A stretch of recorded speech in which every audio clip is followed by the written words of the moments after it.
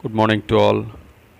Today we are going to see about force and motion, inertia, types of inertia, linear momentum, etc. Laws of motions. In this learning objectives, many things are given. First, intro. Types of motions we have already studied. Next is force. Force is nothing but push or pull or hit. It is called force. We already saw yesterday about how force is created and the discovery of force by Isaac Newton. Next is mechanics, deals with the effect of force on bodies. Statics, it deals with resting bodies. Dynamics, it deals with moving bodies. Kinematics, the bodies without considering cause of motion. Kinetics, the bodies considering cause of motion. Next is force and motion. According to Aristotle, classified into two types of motion: natural motion, that is force independent; violent motion, that is force dependent. According to Galileo, he said many concepts. When you drop a coin and a feather in vacuum condition, both will settle at the same time, but in other condition, the air may resist to change its position. And also, he gave the new concept inertia. When an object is at rest or when a moving object, the both objects are tend to change its position by giving an external unbalanced force. For example, when we are traveling in a bus or car, sudden brake is applied, the vehicle will go forward, our body will go backward. This is called an example of inertia.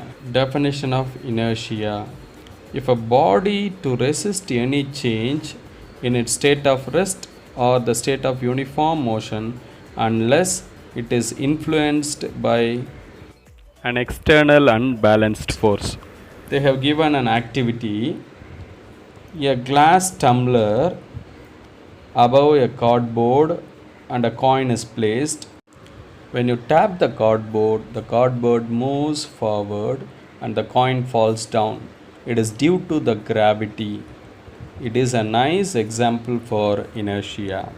Next is types of inertia: inertia of rest, inertia of motion, inertia of direction.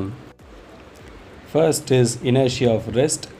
When you shake a branch of a tree, some leaves and fruits will fall down. It is due to inertia of rest. Second is inertia of motion.